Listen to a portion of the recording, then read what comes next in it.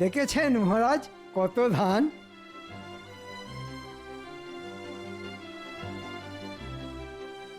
আহা, দেখলেও যেন চোখ জুড়িয়ে যায়। ঠিক বলেছেন মহারাজ, এবারের মতো ফসল মনে হয় আগে কখনো হয়নি। সবই মা ভবানীর কৃপা। মহারাজ আমি সব প্রজাদের বলে দিয়েছি, ফসল যখন এবারে ভালো হয়েছে তখন খাজনাও আগে ভাগে দিতে হবে। আর আগে ভাগে খাজনা পেলে নবাবের খাজনাও আমরা সময়ের আগেই মিটিয়ে দিতে পারবো। বাহ বাহ বাহ, খুব ভালো কথা, খুব ভালো। আমি সব সময় ভালো কথাই বলি মহারাজ, কিন্তু কিছু লোকের কান ভাঙানিতে আপনি আমায় ভুল বোঝেন মহারাজ।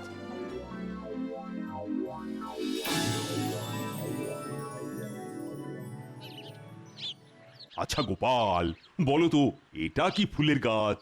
এ ফুল গাছের কোনো নাম নেই মহারাজ, কেননা এ গাছ পথের ধারে বেড়ে ওঠা বুনো ফুলের গাছ। এ হতেই পারে না, গাছ আছে অথচ গাছের নাম নেই। আসলে তুমি জানো না তাই বলছো। আজ তাহলে একটা কথা বলি, গোপাল অনেক কিছুই জানে না মহারাজ, কিন্তু এমন একটা ভাব করে যেন কতই না জানে। যতদূর মনে হচ্ছে এটা হচ্ছে গোকুল ফুলের গাছ। গোকুল ফুল? মহারাজ, গোকুল নামে পিঠে হয় শুনেছি, কিন্তু গোকুল ফুল না না, এটা আমার জানার মধ্যে পড়ে না মহারাজ। জানবে কি করে? তুমি তো আসলে ঘেঁচু জানো। আমি ঘেঁচু জানলে আপনিও মানকচু জানেন। কি এত বড় কথা, আমি মানকচু জানি?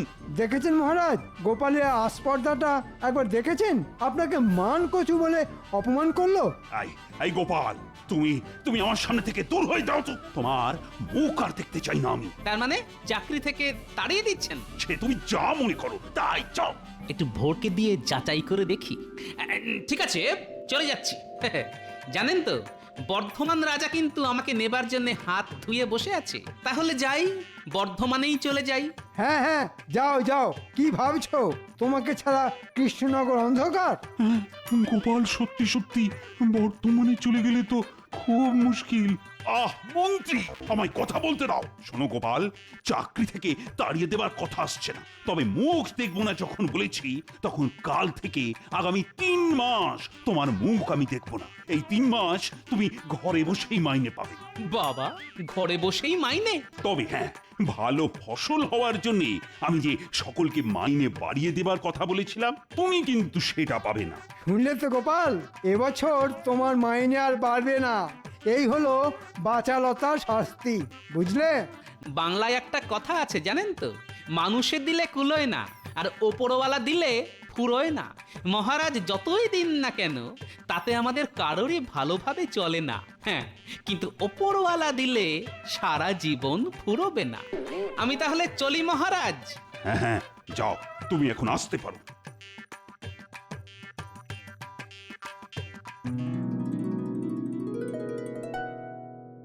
গিন্নি, ও গিন্নি, কোথায় গেলে গো?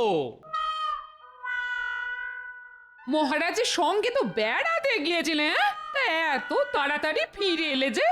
আরে মহারাজ 3 মাস সবেতন ছুটি দিয়ে দিলেন। উমা, সে কি কথা গো? বলা নেই কোয়া নেই, 3 মাস ছুটি? তা কেন? তা কি করে বলবো? তা এই 3 মাস কি করবে কিছু ভেবে দেখেছো কি? কেন? খাবো দাবো আর নাতি নাতনিদের সঙ্গে খেলা করবো। দাও চাটি খেতে দাও দেখি, বড্ড খিদে পেয়েছে।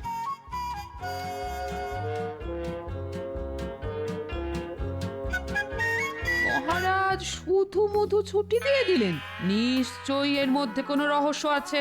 কি জানি বাবা, এতদিন ঘর করে ও মানুষটাকে ঠিক বুঝে উঠতে পারলাম না। দূর,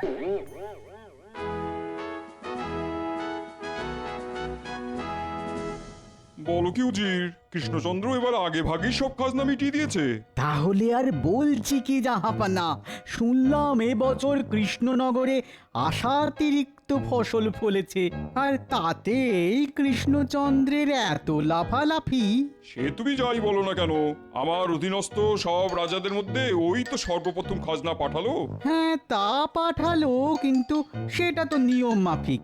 কিন্তু ভেবে দেখুন জাহাপানা, কৃষ্ণচন্দ্র কিন্তু একবারের জন্যও আপনাকে জানালো না যে তার রাজ্যের অতিরিক্ত ফসল ফলার কথা। বলুন বলুন, এটা কি অন্যায় নয় বলুন? হ্যাঁ হ্যাঁ হ্যাঁ হ্যাঁ, এটা খুব অন্যায়। আচ্ছা উজির, এই অন্যায়ের জন্য ওকে কি শাস্তি দেওয়া যায় বলো তো? আইন মাফিক তেমন তো কোনো শাস্তি দেওয়া যায় না হুজুর। তাহলে? তবে ওকে মোক্ষম রকম প্যাঁচে ফেলে, মানে ঘুরিয়ে উত্তম রকমের শাস্তি দেওয়া যায়। তাহলে আর দেরি করছো কেন? মাথা খেলিয়ে এক্ষুনি একটা মোক্ষম রকমের প্যাঁচ বের করে ফেলো। আমাকে তাহলে একটা দিন সময় দিন জাহাপানা, কালকেই এমন একটা প্যাঁচের কথা বলবো না, হাজার চেষ্টা করেও কৃষ্ণচন্দ্র সেই প্যাঁচ কেটে বেরোতে পারবে না। কৃষ্ণচন্দ্রকে নিয়ে আমার সমস্যা নেই, কিন্তু ভয় তো গোপালকে নিয়ে। ও যদি প্যাঁচ কেটে দেয়? এবার আর সেটি হবে না, দেখবেন গোপালও কেমন দাঁত ছড়কুটে পড়বে। বাবা বাবা বাবা বাবা বাবা, বহুত খুব বহুত খুব বহুত খুব। তাহলে যত তাড়াতাড়ি পারো প্যাঁচ মারো, প্যাঁচ, বুঝলে?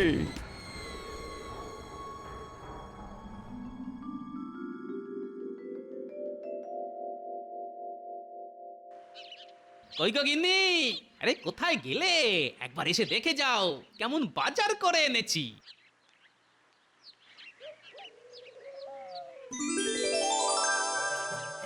মা গো মা, কোথায় যাবো গো?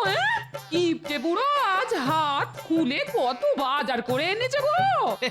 এই দেখো দেখো দেখো, থলি ভর্তি আনাজপাতি আর পাক্কা 100 ওজনের একটা ইলিশ। জমিয়ে রাখো তো, আজ নাতি নাতনিদের নিয়ে একেবারে জমিয়ে খাবো। আমরা তাহলে এখন কি খেলবো দাদু? ডাঙ্গুলি না কুমির ডাঙ্গা? ডাঙ্গুলি না, কুমির ডাঙ্গা। ডাঙ্গুলি। না না, ডাঙ্গুলি ডাঙ্গুলি, কুমির ডাঙ্গা বলছি না, ডাঙ্গুলি। আহা, আস্তে আস্তে, ওরে বাবা, আর চেঁচিয়ে কানে পোকা বের করে দিস না তো। দুটো খেলাই হবে, প্রথমে কুমির ডাঙ্গা, পরে ডাঙ্গুলি। বাহ বাহ, দারুন দারুন, কি মজা। কি মজা কি মজা কি মজা। কাল বললো একটা দিন সময় দিন, তার মানে আজই তো সেই দিন। কিন্তু এত বেলা হয়ে গেল, উজিরের তো পাত্তা নেই। এসে গেছি জাহাপানা, এসে গেছি। সে তো দেখতেই পাচ্ছি। তা ওই প্যাঁচের কি হলো, প্যাঁচ? জাহাপানা বলছি আসলে আসলে কি হয়েছিল জানেন? আমার এই মাথার মধ্যে যে বুদ্ধির কৌটোটা আছে না, তার ঢাকনাটা কিছুতেই খুলতে চাইছিল না। মাথার মধ্যে বুদ্ধির কৌটো, তার আবার ঢাকনা? তার ঢাকনাটা খুলছে না, এখনো আটকে আছে?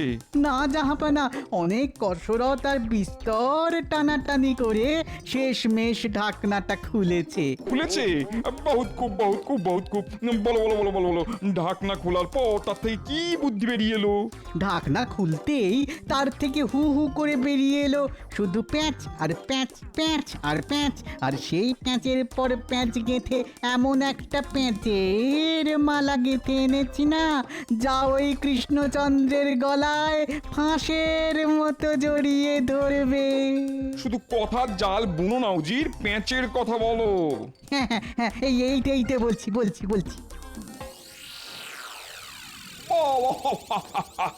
বহুত খুব বহুত খুব বহুত খুব। সত্যি উজির, তোমার পেটে পেটে তুড়ি তুড়ি তুড়ি, এই মাথার মধ্যে এত পেঁচ? তবে আমি হলপ করে বলতে পারি, কৃষ্ণচন্দ্র তো কোন ছাড় খোদ গোপাল অব্দি এই প্যাঁচ কেটে বেরোতে পারবে না। তাহলে নিয়ে এসো কাগজ কলম, এক্ষুনি আমার নামে পত্র লিখে কৃষ্ণনগরে পাঠাও। উড়িয়ে দাও কৃষ্ণচন্দ্রের চোখের ঘুম।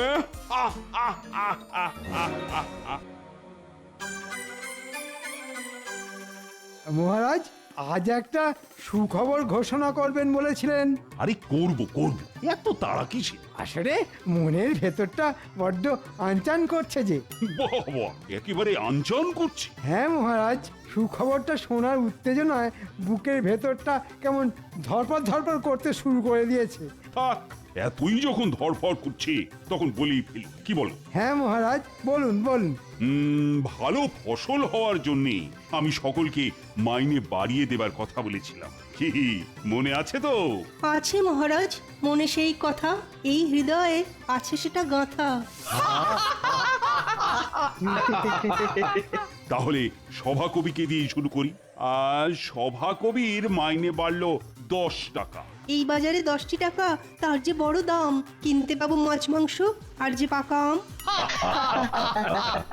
সেনাপতি, রাজবৈদ্য, রাজজ্যোতিষী আর রাজপণ্ডিত এই সকলের বাড়লো 15 টাকা করে। মহারাজের জয় হোক। বিজ্ঞানী ছুটিতে দেশে গেছে, ও ফিরে এলেই ওর বর্ধিত মাইনে আমি ঘোষণা করব। মহারাজ, গোপালের মাইনে? ওর কথা এখন থাক। সেই ভালো মহারাজ। তবে আমার কথাটা এবার বলুন, কত বাড়লো আমার? আর তুমি যেহেতু মন্ত্রী, তাই তোমার মাইনে একটু বেশি বাড়বে। তোমার মাইনে বাড়লো 20 টাকা। এ মা, মাত্র 20? কেন, আপনি কি ভেবেছিলেন মাইনে বাড়বে ঝুড়ি ঝুড়ি? এই তোমার থামা তো, থামা। সব কথায় কেবল হ্যাঁ হ্যাঁ করে হাসা। মহারাজ কৃষ্ণচন্দ্রের জয় হোক। আরে নবাবের দুধ যে, তা বলো কি খবর? নবাব এই পত্রখানি পাঠিয়েছেন।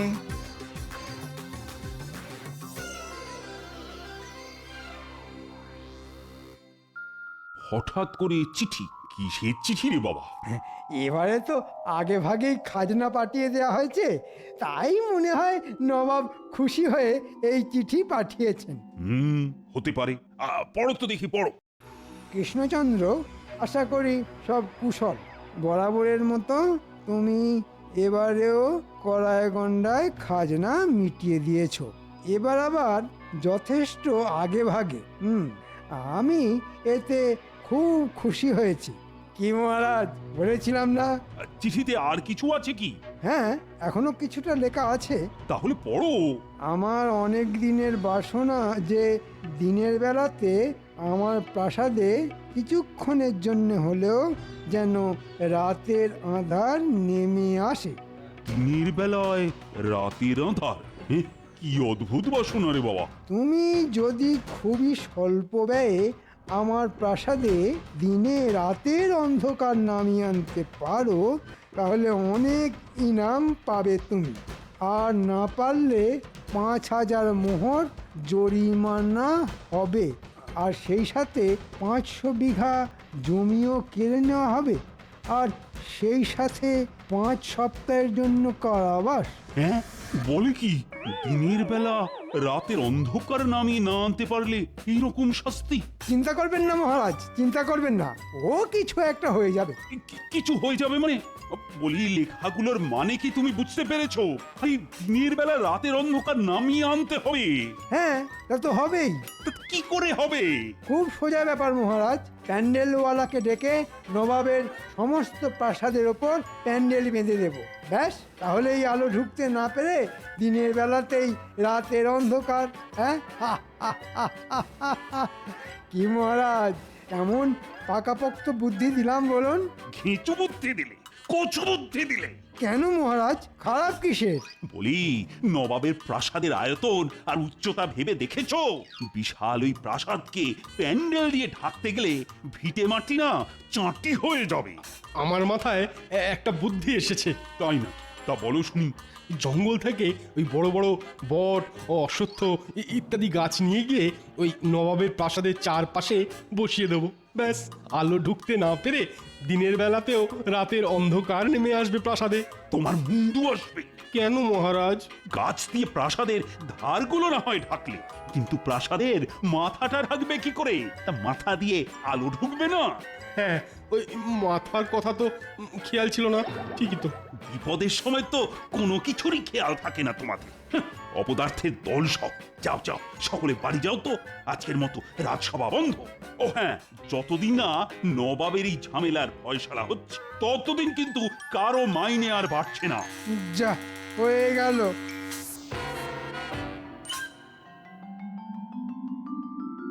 নে পুটি, দেখে দেখে শিখে নে। ঝোলের আলু হবে লম্বা, আর ডালনার আলু হবে ডুমো ডুমো।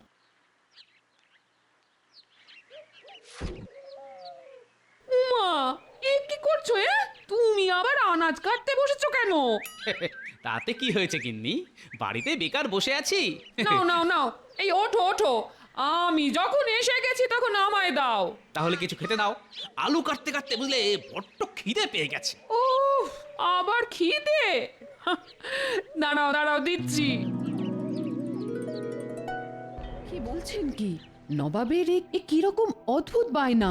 বায়না নয়, বায়না নয়, এ হলো নবাবের শয়তানি, যেন তেন প্রকারে আমাকে বিপদে ফেলা। এখন কি করবেন? সেটাই তো চিন্তার। একবার গোপালকে ডেকে পাঠালে হয় না?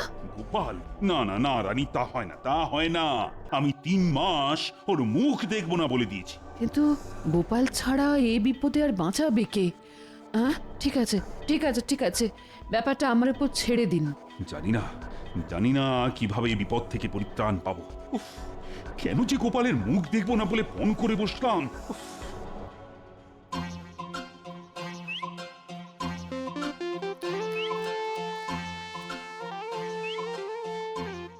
আরে রক্ষী, খবর কি? তোমাকে একবার রাজবাড়ি যেতে হবে। ও, মহারাজ ডেকেছেন বুঝি?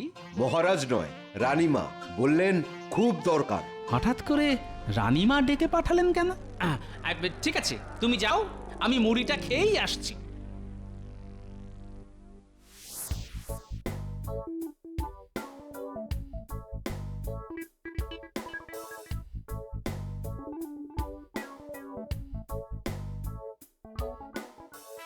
अंदर आ सकते हो? কে? हम माजी। সে না হয় বুঝলাম, কিন্তু না বলে হুট করে আমার ঘরে কেন? अब तो हमको आने बोला, তাই हम চলে এলাম। হিন্দি বলার মধ্যে যথেষ্ট গন্ডগোল আছে। আচ্ছা পরিষ্কার করে বলো তো তুমি কে, না হলে আমি কিন্তু রক্ষী ডাকবো। আরে গোপাল! আগে কিন্তু এভাবে বোরখায় মুখ ঢেকে কেন? কি করব বলুন, মহারাজ আমার মুখ দেখবেন না বলে দিয়েছেন, তাই তো বোরখায় মুখ ঢেকে এসেছি। মুখোমুখি হলে যদি আবার তাড়িয়ে দেন। কিচ্ছু দেবেন না। শোনো গোপাল, বড় বিপদে পড়ে তোমায় ডেকেছি গোপাল। দিনের বেলা রাতের অন্ধকার, বাবা এবার তো বড় চিন্তার কথা।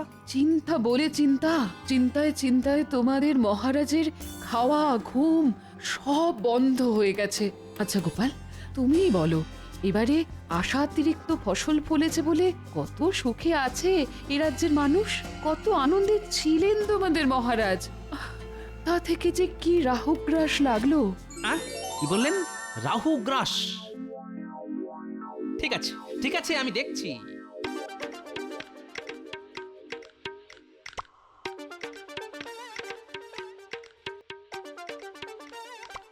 রাজজ্যোতিষী বাড়ি আছেন নাকি? আরে আরে গোপাল যে, এসো এসো এসো এসো, ভেতরে এসো, ভেতরে এসো।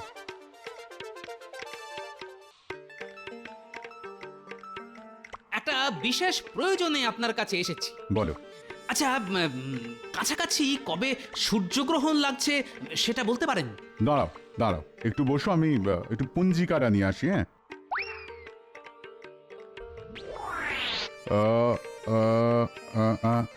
আরে সামনেই তো।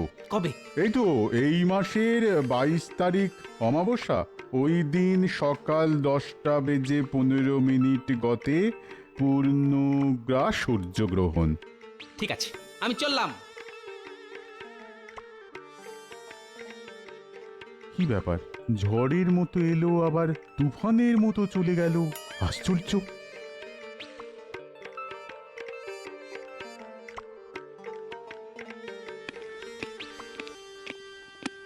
গোপাল, আমি আমার কথা ফিরিয়ে নিচ্ছি, তোমার কাছে আমি ক্ষমা প্রার্থী। আমাকে বিপদের হাত থেকে রক্ষা করো গোপাল। রানীমা, রানীমা পেয়ে গেছি। পেয়ে গেছো? হ্যাঁ, শুনছেন শুনছেন মহারাজ, গোপাল উপায় পেয়ে গেছে। কি উপায় পেয়েছো শুনি গোপাল? এখন কিছু বলবো না, ভেলকি যা দেখাবো তা একেবারে নবাবের প্রাসাদে গিয়ে। আপনি শুধু নবাবকে জানিয়ে দিন এই মাসের 22 তারিখ আমরা মুর্শিদাবাদ যাচ্ছি।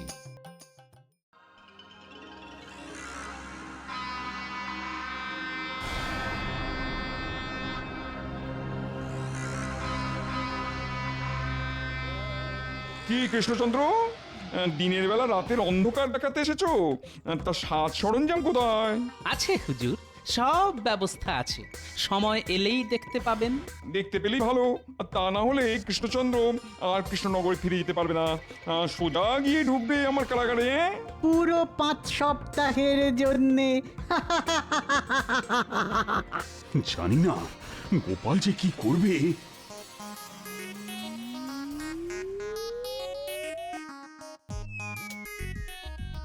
আরে ঘরের ভেতরে সব অন্ধকার হতে শুরু করে দিল যে। হ্যাঁ তাই তো। আর একটু অপেক্ষা করুন হুজুর, দেখবেন আপনার বাসনা মতো দিনের বেলাতেও রাতের আধার নেমে আসবে আপনার প্রাসাদে। এ কি কি এ কি, এই সারা ঘর তো অন্ধকার হয়ে গেল গোপাল, এটা তুমি কি করে করলে? আমি কিছুই করিনি, যা করেছে রাহু, কারণ বাইরে যে পূর্ণগ্রাস সূর্যগ্রহণ শুরু হয়ে গেছে। পূর্ণগ্রাস সূর্যগ্রহণ? কই কই দেখি দেখি দেখি।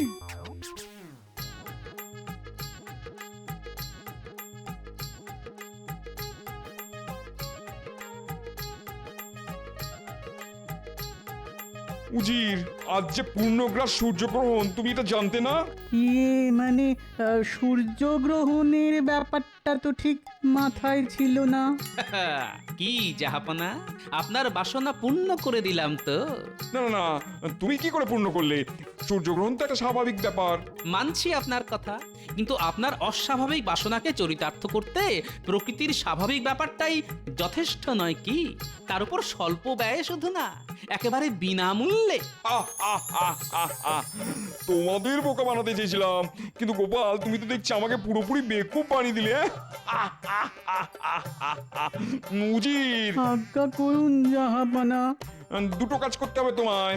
প্রথমত কৃষ্ণচন্দ্রের জন্য ইনাম নিয়ে এসো, 5,000 মোহর আর 500 বিঘা জমির দলিল। আর দ্বিতীয় কাজ? এরপর দূর হয়ে যাবে আমার চোখের সামনে থেকে। বারবার তোমার বুদ্ধিতে চলে গোপালের কাছে আমি পদে পদে হেরেছি। কি দাঁড়িয়ে আছো কেন? যাও। কৃষ্ণচন্দ্র, গোপালকে আমায় দিয়ে দাও। ওর মতন বিচক্ষণ বুদ্ধিমান যদি আমি পেতাম। সেটা কি করে সম্ভব জামাপনা? গোপাল যে আমার প্রাণ, প্রাণ চলে গেলে আমি বাঁচবো কি করে? ওর মাইনে বাড়বে না বলেছিলাম, এখন তো দেখছি মাইনেটা দ্বিগুণ করে দিতে হবে। যাক, কথাটা শুনো কান জুড়লো, শুধু মন্ত্রী মশাই যদি শুনতে পেত। বেড়ে বলেছো গোপাল, হ্যাঁ?